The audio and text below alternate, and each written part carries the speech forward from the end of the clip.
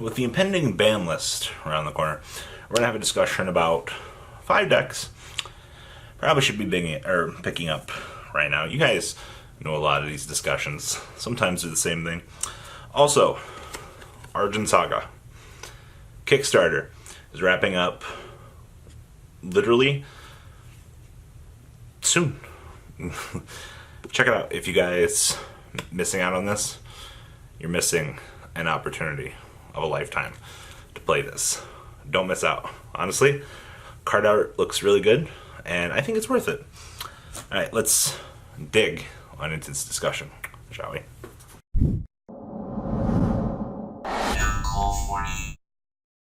You're looking for investment opportunities. I get it. Money's burning a hole in your pocket. It's okay. But you're not sure what you want to pick up right now. First one we're going to talk about is Necros. Herald of the Arclight got the reprint. We're pushing at $2 a piece at this moment for those copies. Necros Brionic, Necros Trishula, Valk, all reprinted. Alright, congratulations. Cheap. Ben 10s are commons. Okay, cool if I want to play that variant. Cycles got the reprint. Cool, I can play that. The only real thing that's going to cost me money is if I want to play the Vanity's Ruler, which is the super fairy that you search off of the Ben 10. Cheap investment. Not going to lose any money, and the deck is very solidly tier 2. Now, with the ban list shakeup right around the corner, we don't know where Necros is going to sit on the pillar. But one thing that I can tell you is, on a local level, yeah, Necros can get you there. If you're aiming for top 48, top 32 at a regional, why not? Why can you not have success with this deck? Probably one of the cheapest meta decks at this current point for entry level to get into. Yeah, it does take a little bit of skill to play. I would say that the skill level on Necros is pretty curved. It's unfortunate that I have to say that, but I digress. You know, very strong deck out of the gate. I don't know. I was making points about picking up your Necros core pre-Herald, and we're still on the same talk about this. Yeah, bada bing, bada boom. We did it, honestly. I don't know, I think the deck's very solid. Herald of the Arc reprint, something good for locals, something entry level. I mean, even the extra deck stuff that you need. A Blue Eyes Ultimate Dragon, or another level 12 for you to dump for your mirror plays. You don't have to play the most optimal ones. Who needs a Star Eater? But yeah, solid investment, honestly. Now, we have Pendulum. I'm going to specifically talk about the Zephyra part of this. Now, everybody, me, Blade, John, some other people are under the assumption right now that if we kill the big four on a list, Pendulum walks right in, sits down and goes, I'm the best deck. Which, very high chance of that happening. You've got the Endymion engine, you've got Zephyra, you've got Pure, you got a lot of spins on the deck. All of these engines are being played in some sort of variance amongst each other. Now, what do they all have in common? They're cheap, minus chronographs. Chronographs are about $4 a piece, give or take. Obviously, some of the other stuff is a little bit pricey too, but I would say that this deck is kind of in the same skill range as Necros, maybe a little bit above, because the boards and plays that you make with this deck are very interesting. And this is something I've heard from a lot of players that play Pendulum competitively. Every hand can do different things. Every starting board can end in a different way. Obviously, you have the optimal way, have the suboptimal way to make these boards. Now, if you're looking for something that is easy and cheap, don't go after Pendulum. I'm going to be honest with you. Yeah, it's a deck that you can gradually learn, but all of the different lines of play are going to overwhelm the simple player. Somebody that's just casual going into, I want to start getting better at the game. Pendulum, well, it might not be the deck for you per se. I don't know. I like what Pendulum does mechanically. Just the ability to add boards and things, and it's very cheap. I would go after your Zephyr core just to make sure that I had it in case, you know, our prediction does come true, and we do see this being one of the best decks.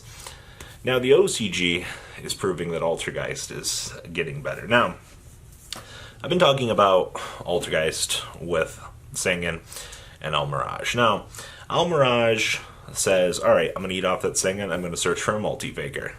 We did it. Oh, well, what you're telling me is I play so many more copies of it now. Okay, 3 Sanguine, 3 copies of the Melozeek, 3 copies of the multi-faker. Huh, an extra 3 copies in my deck can get me there. Now, El Mirage is already broadcast to be expensive. But of everything on this list, one thing that I can tell you for sure, if we check the current metagame, in a way, Altergeist, Pendulum will be fighting things out. The whole Altergeist main deck core right now is extremely cheap. Oh my god, it is value. Now the downside to this, Pot of Extravagances evenly matches. Yeah, El Mirage. If you even want to go down that path, you don't have to go down the El Mirage path. You can still evenly, and Pot of Extravagance are things that you're going to need. It's unfortunate, like I said, can't really do much about it, but hey guys, come on.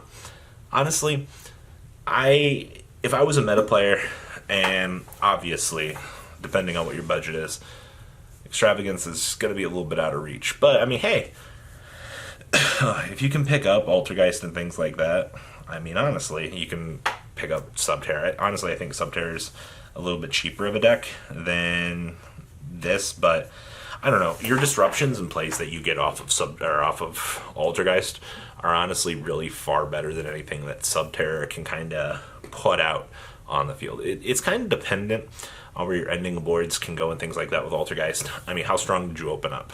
Well, those trap cards really do it for you. Ironically, point number 4 here is Subterra. Now, Hidden Cities, $20, cheap. Umastrix, Nemesis Archer, cheap. Alright, like super cheap, honestly. You've got some really cheap and affordable cards available to you kind of out of the floodgate here.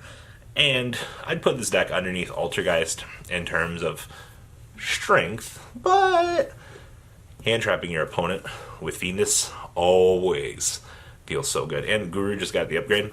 I don't know why they didn't reprint Hidden City. Honestly, I think it would have needed the reprint, but at this point, I'm looking at this set, I'm like, alright, cool. So, we're not getting a reprint anytime soon on Hidden City, which means, alright, ladies and gentlemen, time to pick up Subterras.